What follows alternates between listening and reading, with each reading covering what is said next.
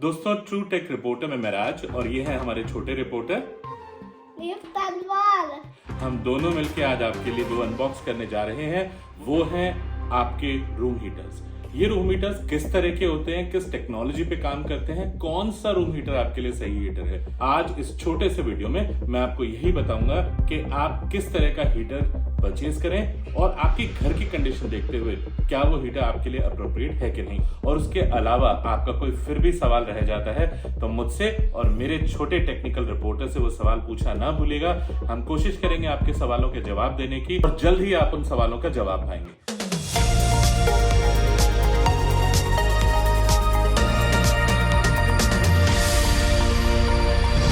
तो दोस्तों, अब मैं आपको बताता हूं जो तीसरे तरह के हमारे रूम हीटर्स होते हैं वो कैसे होते हैं। इस चीज को डेमोन्स्ट्रेट करने के लिए मैं जो आज अनबॉक्स करने जा रहा हूं या मैं अनबॉक्स कर चुका हूं बाय द वे, वो है उषा का 3809 PTC।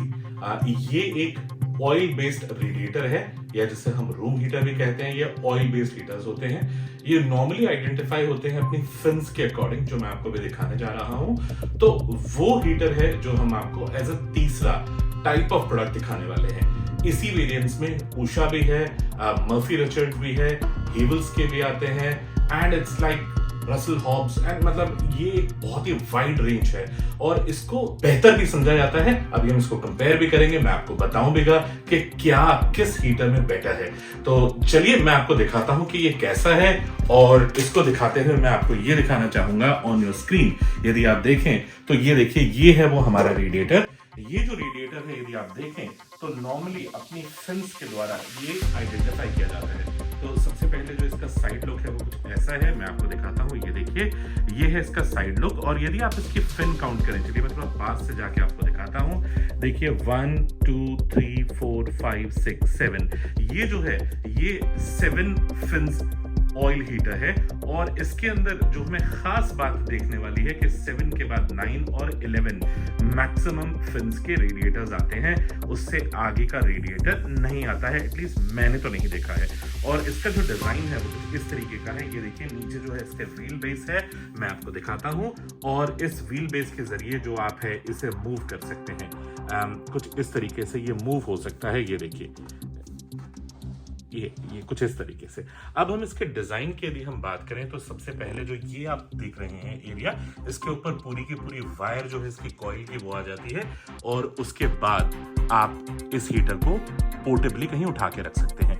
लेकिन जो इसका पावर सॉकेट है वो 16 एम्पेयर का है, क्योंकि ये 2000 वॉट का, this is a 2000 what oil radiating heater. इसके अंदर जो हमें मैकेनिज्म्स मिलते हैं वो 3 अलग अलग मिलते हैं। ये देखिए, थर्ड पे मैंने इसे फिलहाल चलाया हुआ है, सेकंड एंड फर्स्ट, एंड आप 0 पे भी कर सकते हैं। तो ये जो है इसकी रेंज है in terms of how much do you want to heat it, कि आप कितना गर्म करना चाहते हैं। और जो ऊपर है वो इसका टोटल हीटिंग की मतलब मिनिमम और मैक्सिमम रेंज है। सिमिलरली लाइक आयरन, जैसे आपके आयरन होती है घर में जिससे आप इस्त्री करते हैं अपने कपड़ों पे, जैसे होता है उसमें वैसे ही जो इसकी रेंज है वो आप 1 2 या 3 में करके मैक्स या मिन कर सकते हैं। और इसके साथ साथ हमें यहाँ पे एक स्विच मिलता है और ये काफी अच्छी चीज है। यदि आपके रूम में बहुत ज्यादा ठंड है तो आप कुछ इस स्विच को इस तरह से ऑन कर दीजिए और देखिए यहां से हवा आनी शुरू हो जाएगी।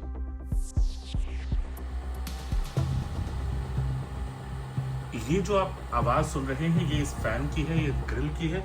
यहाँ से जो है ये सक्शन लेता है और यहाँ से जो ये है इस हवा को ये मैं फील कर पा रहा हूँ। यहाँ पे ये देखिए, मैं आपको आवाज सुनाता हूँ। ये तो कुछ इस तरीके से ये एक तरह से मल्टीपर्पज काम करता है और इसके अंदर एक ब्लोअर भी है और एक नॉर्मल रेडिएटर भी है। ये जो हीटर्स हैं ये इंस्टेंट हीट करने में थोड़ा सा समय लगाते हैं, कोई बहुत ज्यादा वेरिएंस नहीं, कुछ सेकंड्स का आपको समय लग सकता है या मे बी 2-3 मिनट्स एक्स्ट्रा लग सकते हैं। बट उसके बाद ये जो हीटर्स हैं ये टर्न ऑन हो जाते हैं। जो इसकी ब्रांड है वो उषा की है और बाकी सारी चीजें मैं आपको बता ही चुका हूं। तो ये है हमारे तीसरे तरह के रेडिएटर्स या हीटर्स जो है वो है। तो ओवरऑल जो हमारी डिफरेंशिएशन है इस कैटेगरी की वो होती है इसके फिन्स के द्वारा, और फिन्स के अलावा इसमें आप देख रहे हैं जो टेम्परेचर कंट्रोल है और इसके अंदर एक ब्लोअर है। तो ये अब तीसरी तरह का रूम हीटर है। अब आइए चलिए इनको समझने की कोशिश करते हैं और मैं आपको बताता हूं ये कैसे डिफरेंशिएटेड है फ्रॉम वन टू अनदर। तो चलिए अब मैं आपको बताना शुरू करता हूं इन तीनों हीटर्स के अंदर क्या डिफरेंशिएशन है और आपको कौन सा खरीदना चाहिए। तो चलिए सबसे छोटे बदमाश के साथ हम शुरुआत करते हैं, जो है हमारा रॉड वाला हीटर। ये जो हीटर है, मैंने इसको क्यों बदमाश बुलाया है, ये 800 वॉट का होने के बावजूद ये बहुत ही पावरफुल होता है। और इसकी सबसे खास बात ये होती है कि जो इसमें हीट जनरेट होती है, रेडिएट होती है, वो आपको ऑलमोस्ट एक बॉनफायर का एक एक्सपीरियंस देगी। जो इसके सामने की आप रॉड्स देख रहे हैं, ये इतनी तेज हीट अप हो जाती हैं और रेड हॉट नजर आती हैं कि आपको एकदम बॉनफायर का एक्सपीरियंस होगा। लेकिन इसके साथ साथ इसके अंदर डिसएडवांटेज भी हैं, जो आपको जानना बहुत जरूरी है। इस तरह का हीटर मैं कभी रिकमेंड नहीं करूंगा आप एक छोटे से रूम के अंदर लगा के उस रूम को बंद कर लें। यदि आप रूम को बंद करेंगे तो ये सबसे ज्यादा ऑक्सीजन बर्न करता है और आपको बहुत ज्यादा सफोकेशन हो सकती है या नोज में एक बर्निंग सेंसेशन आ सकती है, जो एक बहुत बड़ी प्रॉब्लम में कन्वर्ट हो सकता है। तो जो इस तरीके का हीटर है वो एक्सट्रीम वेदर कंडीशंस में ही इस्तेमाल करना चाहिए, जहां पे आपको पता है कि weather is dropping down anything below 3 और 4 डिग्री सेल्सियस। वहां पे मैं आपको रिकमेंड करूंगा, और वहां पे भी आप इसे क्लोज रूम में न रखें, और यदि रखें तो कोई ना कोई एक वेंटिलेशन जरूर खोल के रखें, otherwise this Burns the oxygen fastest. ये सबसे ज्यादा तेज ऑक्सीजन बर्न कर देता है रूम के अंदर, और पूरे रूम के अंदर एक तरह की ड्राइनेस हो जाती है, जिसकी वजह से आपको सांस लेने में भी दिक्कत आ सकती है। तो इसीलिए मैंने इसको छोटा बदमाश बुलाया, और ये इस हीटर का एक डिसएडवांटेज है। दूसरा इस हीटर का डिसएडवांटेज क्या है, जो इसके सामने की आप ये ग्रिल देख रहे हैं, मैं आपको दिखाता हूं। ये ग्रिल ये इतना ज्यादा हीटअप हो जाती है कि आप विश्वास मानिए, आपने इसे गलती से टच भी कर दिया तो I am sure it will convert into an accident. और यदि खासकर आपके घर में छोटे बच्चे हैं तो उनसे तो इसे जरूर दूर रखिए। मैं बिल्कुल रिकमेंड नहीं करूंगा, आपके घर में यदि छोटे बच्चे हैं जैसे मेरे घर में है, तो मैं नहीं रिकमेंड करूंगा कि आप इस हीटर को लें, और यदि लें तो इसे बच्चों की रीत से जरूर दूर रखें, otherwise this can certainly create an accident, जो मैं नहीं रिकमेंड करूंगा। और आप देखिए यही वो इकलौता हीटर था जिसके बॉटम में यहाँ पे ये देखिए एक सेफ्टी स्विच भी था, वो इसी पर्पस के लिए दिया था, क्योंकि ये इतना ज्यादा हीटअप हो जाता है फ्रंट से कि यदि ये किसी सरफेस पे गिर गया तो ये उस सरफेस को जला देगा पूरी तरीके से। तो ये जो हीटर है ये एक्सट्रीम वेदर कंडीशंस के लिए है, और इसीलिए ये हीटर थोड़ा चीप भी आता है। इसके अंदर एक और इशू आता है, जो इसकी रॉड्स हैं वो बहुत जल्दी खराब हो जाती हैं as in comparison with oil या रेडिएटर हीटर। तो मैं वो अभी थंडर स्टील नहीं करना चाहता बाकियों का, लेकिन ये इसके डिसएडवांटेजेस हैं। इसके एडवांटेज जैसा मैंने आपको बताया, एकदम बॉनफायर जैसे आपको एक्सपीरियंस देगा, और बहुत जल्दी इंस्टेंट ये काम करता है, एकदम से इमीडिएटली आपको इफेक्ट देगा। आपका रूम जो है वो बहुत जल्दी एकदम से हीट अप हो जाएगा। तो ये इसकी खास बात है, और यदि आप चूज करें तो अब इसके नफे नुकसान देख के चूज करें, जो मैंने आपको बताया।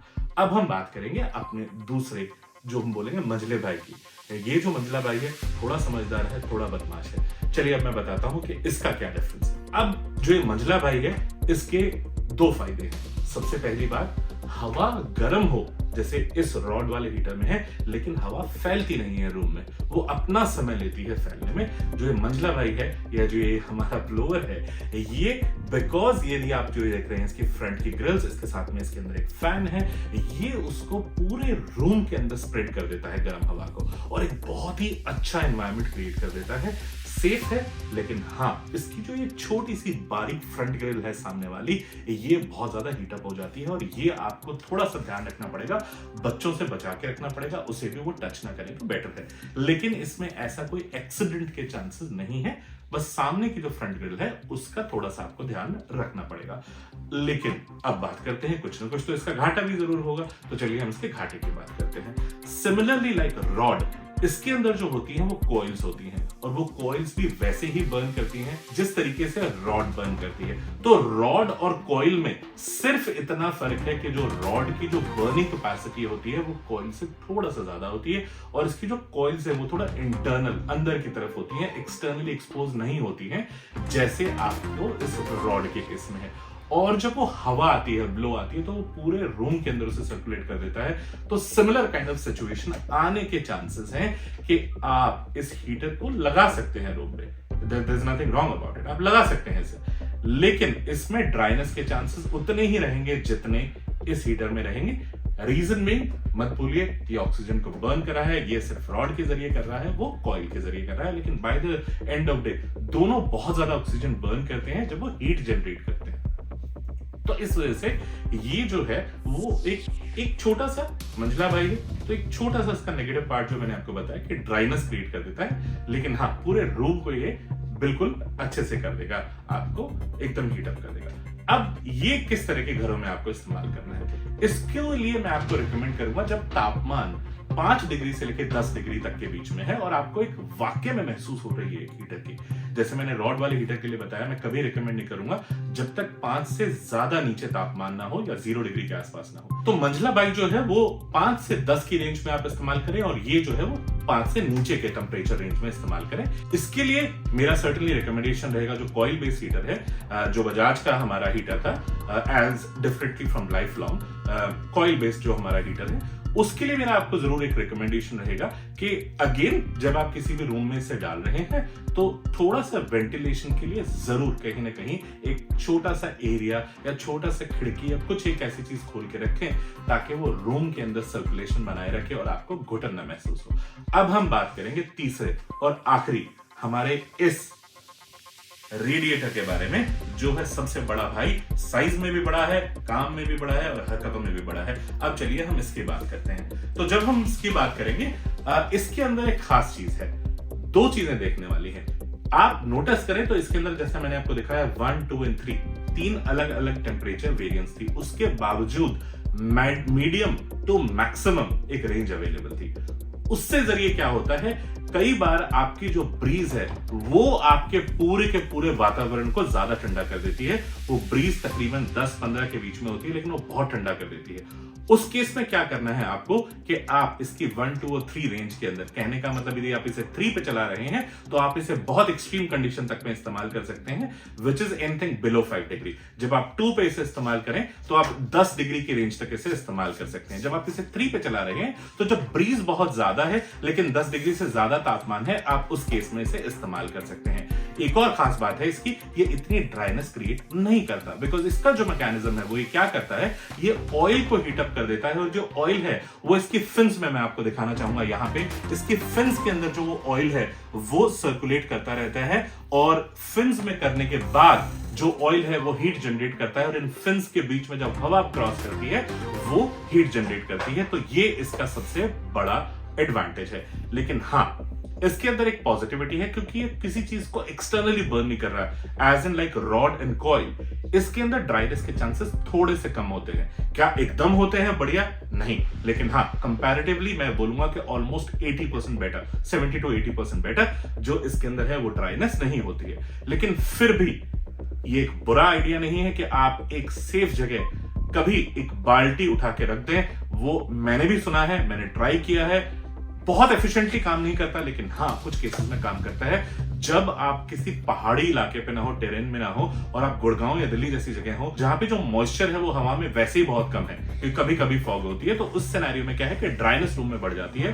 तो रेडिएटर में सबसे कम होती है, ब्लोअर में उससे सेकंड कम होती है और इस छोटे बदमाश में सबसे ज्यादा ड्राइनेस होती है। ये इसका फंडामेंटल डिफरेंस है। और दूसरी चीज, जब आप एक रेडिएटर लगा रहे हैं तो रेडिएटर, बिकॉज आपके पास टेम्परेचर कंट्रोल अवेलेबल है और ये ऑक्सीजन को इतना नहीं बर्न करता, आपको वेंटिलेशन की इतनी ज्यादा जरूरत नहीं पड़ती। और यदि आपने बहुत ज्यादा वेंटिलेशन कर दी तो रेडिएटर उतना इफेक्टिव नहीं होता, बिकॉज ये बना ही एक क्लोज रूम के लिए।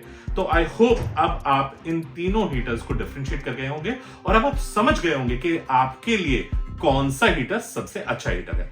अब आप मुझसे जरूर सवाल पूछेंगे कि जो हमारा रेडिएटर है इसमें 7, 9 और 11 फिन्स आती हैं, तो कौन सा हीटर हमारे लिए बहुत अच्छा है। यदि आपका घर या आपका वो कमरा जिसमें आप इसे लगाएंगे वो 250 स्क्वायर फीट का है तो आप 7 फिन्स का लीजिए।